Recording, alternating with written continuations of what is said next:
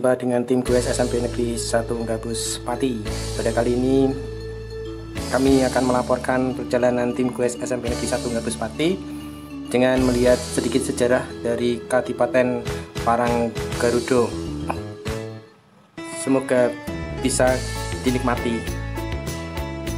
Oke, kami dari tim sebelum berangkat mulai berbenah dulu, berfoto di pintu keluar dari SMP Negeri 1 Gabus Pati. Mereka bersiap-siap, bahagia dan happy menuju Kadipaten Paranggarudo yang berada di daerah Winong gitu loh.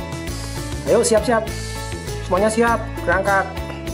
Pak Tri memberikan komando kepada pasukan GWS SMP Negeri 1 Gabus yang kali ini akan kami bayangkan sebagai pasukan dari Kadipaten Carangsoko. Pada abad ke-12, Kadipaten Paranggarudo sekarang berada di Desa Gudo, Kecamatan Winong. Di Desa Gudo sendiri terdapat peninggalan kuno berupa yoni atau umpak serta batu-batu dalam ukuran besar atau batu bata kuno. Di samping itu terdapat bekas peninggalan yang dikeramatkan berupa petilasan dan 3 pohon besar pada tempat tersebut. Terdapat di pasar desa. Desa Gudo dilintasi oleh sebuah sungai Tambar Gudo yang bermata air di Bukit Kendeng Utara. Sebelah selatan Desa Gudo mengalir ke utara bergabung dengan sungai-sungai ke arah Juwana dan akhirnya ke Laut Jawa. Kadipaten Paranggarudo letaknya tidak jauh dari aliran Sungai Selat Muria dan kemudian menjadi Silugonggo. Bumi Paranggarudo terkenal sebagai daerah gemah ripah. Segala macam tanaman dapat tumbuh dengan baik dan masyarakatnya sangat sejahtera. Segala hal yang ditanam bisa menghasilkan. Dan di daerah tersebut belum mempunyai saluran yang teratur karena pada waktu itu masih merupakan daerah persawahan tada hujan. Dahulu Kadipaten Paranggarudo diperintah oleh seorang adipati yang bernama Yudapati. Adipati Yudapati mempunyai makna yuda atau perang. Dalam perjalanan pemerintahnya, dia dibantu oleh seorang patih bernama Singopati yang bertempat di Desa Kropak, Kecamatan Winong, sedangkan sebagai tamtama bernama Yuyurumpung. Yuyurumpung ini mempunyai kepercayaan bernama Sondong Majeruk yang tinggal di Desa Majeruk, Kadipaten Rembang. Sekarang Kadipaten Rembang sekarang. Para pembantu lainnya yaitu para Demang. Ada Demang Gendolo, Demang Semut, Demang Gunung Pati, Demang Tlogo Mojo, dan Demang Jembangan. Adipati Yudapati mempunyai anak laki-laki yang bernama Raden Bagus Menakjasari yang kemudian hari diharapkan akan mengganti tahta memegang adipati di Paranggarudo. Karena Raden Bagus Menakjasari sebagai anak tunggal, maka segala pemerintahan telah dikabulkan. Maksudnya segala permintaan yang diminta akan dikabulkan. Tetapi sayang Raden Bagus Jasari ini mempunyai potongan tubuh cacat, yaitu pendek leher, tangan terlalu panjang, kaki pengkor, jari-jari tidak normal, dan seluruh tubuhnya banyak burik. Pada waktu menginjak dewasa, Raden Jasari akan dijodohkan dengan putri dari Carangsoko yang bernama Dewi Rayung Wulan. Maka Raden Yudapati putusan patih untuk patihnya Singopati untuk melamar Dewi Rayung Wulan. Dewi Rayung Wulan bersedia untuk dinikahi dengan Raden Jasari, akan tetapi pada pernikahannya ia minta diarak kesenian wayang kulit dengan dalang Soponyono dan peralatan wayang kulit. Konon gamelan tersebut dapat datang sendiri. Pada pernikahan Dewi Rayung Wulan dengan Menakjasari atau Pangeran Jasari, sebetulnya Dewi Rayung Wulan tidak mau menikah dengan Menakjasari. Namun karena pasangan orang tua, maka tidak mau Dewi Rayung Wulan harus menerima Raden Jasari sebagai suaminya. Pada pesta perkawinan telah berlangsung, Dewi Rayung Wulan yang sedang bersedih, yang meminta pestanya harus diadakan pagelaran wayang yang dimeriahkan wayang Purwo dengan dalang Ki Soponyono yang sangat terkenal sebagai dalang yang mampu membawakan beberapa karakter tokoh yang ada dalam cerita Mahabharata dan Ramayana, sehingga banyak penonton yang terbius oleh cerita itu, seolah cerita itu hidup. Dalang Soponyono kebingungan atas permintaan yang diajukan oleh Dewi Ruyung Wulan. Namun hal ini hanyalah merupakan taktik dari Dewi untuk mengulur-ulur pernikahan dan agar pernikahan ini dapat digagalkan, sebab sebetulnya ia tidak mencintai Raden Jasari calon suaminya. Pernikahan yang tidak dilandasi cinta akan menyakitkan dan dapat melemahkan semangat untuk hidup berumah tangga. Ia berpesan kepada Dalang Soponyono untuk mencari cerita pewayangan yang mirip dengan cerita kisah sedihnya, biar semua orang tahu rincian Dewi Ruyung Wulan. Dalang Soponyono menjalankan tugasnya sebisanya karena merasa tertantang untuk membawakan cerita wayang yang tidak sewajarnya. Sebab lakon wayang yang biasa dibawakan dalam acara pernikahan adalah wayang yang alur ceritanya berakhir dengan kebahagiaan. Namun kali ini Dalang Soponyono harus membawakan wayang dengan cerita yang berakhir dengan kesedihan. Hal ini pasti mendapat protes semua penonton. Namun bagaimanapun juga Dalang Soponyono harus menuntaskan sebab Dewi Ruyung Wulan tidak mau duduk di singgasana pengantin kalau permintaannya tidak dituruti. Akhirnya Dalang Soponyono menuruti permintaan Dewi Ruyung Wulan. Ia ditemani oleh dua orang adiknya yang cantik-cantik bernama Dewi Ambarsari dan Dewi Ambarwati yang bertindak sebagai waranggono Swarwati. Raden Jasari hatinya berbunga-bunga dapat bersanding dengan Dewi Ruyung Wulan di pelaminan. Air liur Raden Jasari selalu menetes bila melihat kecantikannya. Tangannya mulai nakal mencolek-colek pipi Dewi Ruyung Wulan sehingga membuatnya tidak nyaman. Tengah asik-asiknya pagelaran berlangsung, terjadilah keributan yang ditimbulkan Dewi Ruyung Wulan. Ia lari dari pelaminan dan menjatuhkan diri di atas pangkuan Dalang Soponyono. Dewi Ruyung Wulan telah hanyut dalam cerita pewayangan. Ia terpesona dan jatuh cinta kepada Dalang Soponyono yang wajahnya lebih tampan dan pandai memainkan cerita wayang daripada Raden Jasari yang selalu mengumbar nafsu birahi.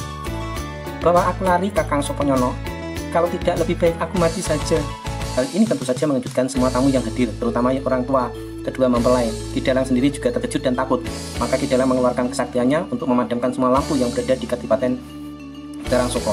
Keadaan yang gelap gulita itu membuat panik yang hadir dalam perjamuan tersebut. Kesempatan ini dimanfaatkan Ki Soponyono melarikan diri diikuti oleh kedua adiknya dan Dewi Ruyung Wulan. Adipati Carangsoko, Puspanduwijaya sangat marah sekali. Ia memanggil patihnya Singopadu untuk segera mengatasi keadaan ini. Cepat, perintahkan prajurit untuk menyalakan lampunya. Para prajurit bergegas menyalakan lampunya. Setelah lampu menyala, Raden Jasari bergulung-gulung di lantai karena calon istrinya raib bersama Dalang Soponyono. Adipati Paranggodo memerintahkan patihnya Singopati untuk segera mempersiapkan prajurit mengejar Dalang Soponyono dan Dewi Ruyung Wulan. Prajurit menyebar ke seluruh desa, memasuki rumah-rumah dengan tidak sopan santun dan kasar. Rakyat Carangsoko menjadi ketakutan. Mereka berlari berambulan menyelamatkan diri. Prajurit menggeledah semua rumah penduduk. Barangkali mereka bersembunyi di dalam rumah penduduk dan barang siapa berani melindunginya akan dihukum. Hal ini membuat Adipati Puspahandung kurang senang. Yang dicari buronan Dalang Soponyono bukan rumah rakyat yang dirusak. Adipati Paranggodo tidak mau peduli. Yang penting adalah Soponyono harus ketangkap mati atau hidup karena telah menghina kewibawaan Adipati Paranggarudo. Ki Soponyono dan Dewi Ruyung Wulan yang disertai adik-adiknya berlari terus menuju hutan. Mereka berjalan mengikuti alur sungai. Ki Soponyono juga mengadakan perlawanan kepada para pengejar walaupun sia-sia karena tidak seimbang jumlah.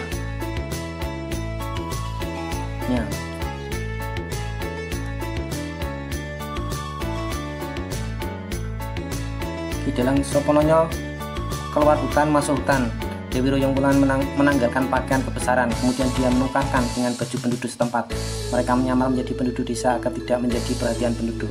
Sampailah mereka di Dukuh Bantengan, wilayah Panewon Mojosmi. Panasnya terik matahari di siang hari membuat keempat orang tersebut kehausan. Musim kemarau yang panjang membuat mata air kering, sehingga mereka kehausan dan kelaparan. Mereka terus berjalan untuk mendapatkan seteguk air. Mereka duduk di bawah pohon besar yang kering. Setelah berlari tanpa berhenti merupakan siksaan terlebih bagi ketiga orang putri, terutama Dewi Ruyung Wulan yang tidak pernah bekerja berat dan berjalan jauh. Rasa haus bagi ketiga putri tersebut sudah tak tertahankan lagi untuk meneruskan perjalanannya, sudah tidak memungkinkan lagi. Keadaan yang haus dan kelaparan membuat Dalang Soponyono hampir putus asa. Mereka kebingungan karena akan meminta air dan dulu tidak berani, takut bertemu dengan pengejarnya. Maka jalan satu-satunya adalah mencuri semangka atau menimbun yang ada di sawah tersebut, karena di situ ketemu dengan sawah yang penuh dengan ketimun dan semangka. Mereka tidak menyadari bahwa semua gerak-geriknya diawasi dari jauh oleh pemilik sawah, yaitu adik dari Panewu Sukmoyono yang bernama Raden Kembangjoyo. Berdasarkan laporan penduduk bahwa sawahnya sering dirusak oleh binatang-binatang seperti kerbau, kancil, namun kali ini Kembangjoyo kaget. Ternyata yang selama ini yang merusak tanamannya bukan binatang tapi manusia. Kembangjoyo memerintahkan anak buahnya untuk mengepung sawah tersebut. Ternyata selama ini yang merusak tanaman-tanaman kami adalah kamu. maling, tangkap. Maka terjadilah perang antara Ki Soponyono dengan anak buahnya Kembang Joyo. Mereka semua dapat dilumpuhkan oleh Soponyono. Akhirnya Kembang Joyo turun tangan. Itu malingnya, ditangkap. Blik. Semua pasukan mengumpul untuk menyerang. Itulah ngobrol lah. Santai aja lah. Aduh, sepatu saya ini, harapan saya malah kejepit ini. Cerita Dalang Soponyono tertangkap oleh Kembang Joyo. Ki Soponyono ditikung kakinya, kemudian tangannya diikat dengan tali dadung. Saya mencuri karena terpaksa, Ndoro. Yang namanya maling juga terpaksa semua. Sejurus dengan itu keluarlah Dewi Ruyung Wulan beserta kedua adik Dalang Soponyono. Lepaskan Kakang Soponyono, yang kamu buru aku boleh kamu bawa asalkan Kakang Soponyono dilepaskan dahulu. Dewi Ruyung Wulan mengira bahwa yang menangkap Dalang Soponyono adalah pasukan Parang Garuda. Kembang Joyo menjadi heran, ternyata maling yang ditahannya melawan 3 orang gadis yang cantik-cantik. Namun karena Kembang Joyo hanya ditugaskan untuk menjaga sawah milik kakaknya, maka ia tetap merangkap ke-4 orang tersebut. Akhirnya Penewu Sukmayono bersedia menampung dan melindungi mereka. Tinggal di sini semaumu. Masalah Parang Garuda biar kami yang akan menghadapinya. Sukmayono mempersilahkan Dalang Soponyono dan ketiga putri untuk beristirahat dahulu. Sebagai rasa terima kasih yang tak terhingga atas segala kebaikan Sukmayono, Soponyono mempersembahkan kedua adiknya kepada sang Penewu untuk dijadikan hambanya. Persembahan tersebut diterima dengan senang hati. Akhirnya Ambarsari diberi istri Penewu sebagai selir. Ambarwati diberikan pada Raden Kembang Joyo untuk dijadikan istri, sedangkan Dewi Ruyung Wulan akan dikembalikan kepada bapaknya Adipati Carangsaka, yaitu Pospohandung Joyo. Yuyu Rumpung, pembesar dari Kemaguan yang juga merupakan anak buah Parang Garuda, tahu kalau keris rambut pinutung dengan kuluk kanigoro adalah pusaka hebat yang dimiliki Sukmayono. Yuyu Rumpung memerintahkan anak buahnya yang bernama Sondong Majero untuk mengambil kedua pusaka tersebut. Akan tetapi sebelum dapat diserahkan kepada Yuyu Rumpung, sudah dapat diketahui Sondong Makerti, sehingga terjadi pertempuran. Sondong Majero kelelahan, kehabisan tenaga sehingga mau mati. Keris rambut pinutung yang dibawa Sondong Makerti berhasil menusuk perut Sondong Majero hingga tewas. Maka selamatlah keris rambut pinutung. Berangkatlah pasukan dari Parang Garuda menuju daerah Mojo Semi. Pertempuran yang sangat seru tidak terelakkan. Juga di Penewu Sukmayono gugur dalam pertempuran itu. Mendengar Penewu Sukmayono gugur, Raden Kembang Joyo mengamuk dengan memegang keris rambut pinutung dengan kuluk kanigoro menghancurkan pasukan Parang Garuda. Pasukan dari Mojo Semi mendapat bantuan dari pasukan Carangsaka. Pertempuran dasar antara Patih Singopati dengan Patih Singopadu memporsir energi sehingga keduanya gugur di medan laga. Pertempuran di Mojo Semi berakhir dengan membawa banyak korban. Ki Soponyono mengantarkan Dewi Ruyung Wulan bersama-sama dengan Raden Kembang Joyo sebagai ucapan terima kasih. Dewi Ruyung Wulan diberikan kepada Raden Kembang Joyo untuk dijadikan istrinya karena Raden Kembang Joyo berhasil mengalahkan Yudopati. Kemenangan Kembang Joyo mengalahkan Yudopati, Adipati Parang Garuda. Akhirnya Kembang Joyo kemudian menetap di Carangsaka menggantikan Pospohandung Joyo sebagai pemimpin kadipaten. Ia juga diangkat menjadi adipati setelah menggabungkan 3 kadipaten, yaitu Parang Garuda, Carangsaka, dan Mojo Semi menjadi satu kadipaten pati. Ini adalah ungkapan kegembiraan dari pasukan Mojo Semi yang bersama-sama dengan pasukan dari Carangsaka. Peleburan ketiga kabupaten telah menciptakan kerukunan dari 3 kadipaten yang bertiga. Untuk lebih memantapkan dalam memimpin kadipaten, Kembang Joyo mengajak Dalang Soponyono untuk memperluas wilayah kekuasaannya dan mencari lokasi yang baik sebagai pusat pemerintahan. Raden Kembang Joyo dan Raden Soponyono menuju hutan Kemiri, dan segeralah hutan Kemiri dibabat untuk dijadikan pusat pemerintahan. Hutan Kemiri dihuni oleh beberapa binatang singa, gajah, dan binatang buas lainnya. Selain itu juga dihuni oleh kerajaan siluman. Kembang Joyo dan Dalang Soponyono bahu-membahu melawan kerajaan siluman tersebut. Akhirnya dengan kesaktian Kembang Joyo, pemimpin siluman menyerah. Untuk menangkal makhluk halus, Dalang Soponyono selamatan dengan memainkan wayang di hutan Kemiri. Sirnalah pemimpin siluman beserta anak buahnya dan lari dari hutan Esok harinya, Kembang Joyo dan Dalang Sokonyono beserta prajurit Carangsoko melanjutkan pekerjaannya membuka hutan kemiri menjadi perkampungan. Di tengah mereka sedang membuka hutan, datanglah seorang laki-laki memikul gentong yang berisi air. Berhenti di sana. Siapa namamu dan apa yang sedang kau pikul itu? Saya Kisahgulo, dan gentong yang kupikul ini berisi dawet. Aku terbiasa berjalan lewat sini dulu. Dawet itu minuman apa? Coba saya minta dibuatkan. Prajurit-prajurit saya ini juga dibuatkan. Kenapa hutan ini kok ditebangi? Kasihan para binatang pada lari ke gunung. Kami sedang membuka hutan ini untuk perkampungan baru agar kelak dapat menjadi kota raja yang makmur, gemah ripah Lojinawi. Sebab daerah kami dulu sudah tidak memungkinkan kita tempati akibat perang saudara. Raden Kembang Joyo merasa terkesan dengan minuman dawet yang manis dan segar. Maka ia bertanya kepada Kisahgulo tentang minuman yang baru diminumnya. Kisahgulo menceritakan bahwa minuman itu terbuat dari pati aren yang diberi santan kelapa, gula aren atau kelapa. Mendengar jawaban itu, Kembang Joyo terpesona dan terinspirasi. Kelak di kemudian hari, pembukaan hutan ini kalau sudah selesai akan diberi nama dengan Kadipaten Pati Pesantenan. Dalam perkembangannya, Kadipaten Pati Pesantenan menjadi makmur, gemah ripah Lojinawi di bawah kepemimpinan Kembang Joyo. Inilah suasana setelah berdirinya Kadipaten Pesantenan.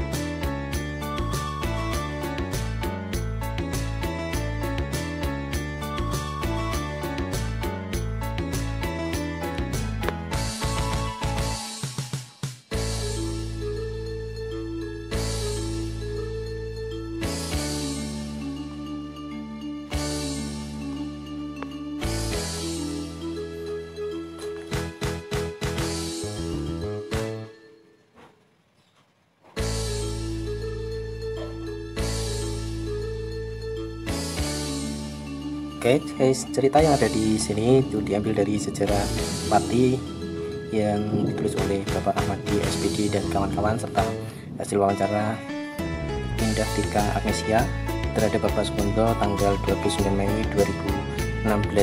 Ada sedikit kekeliruan tentang Mojosemi. Mojosemi bukan sebuah kadipaten tapi merupakan sebuah daerah di bawah kekuasaan Kadipaten Carangsoko. Kadipaten Carangsoko sendiri berpusat di Sukoharjo dari Jaksa. Demikian yang bisa saya laporkan pada pertemuan gue SMP Negeri 1 Gabus. Sampai jumpa.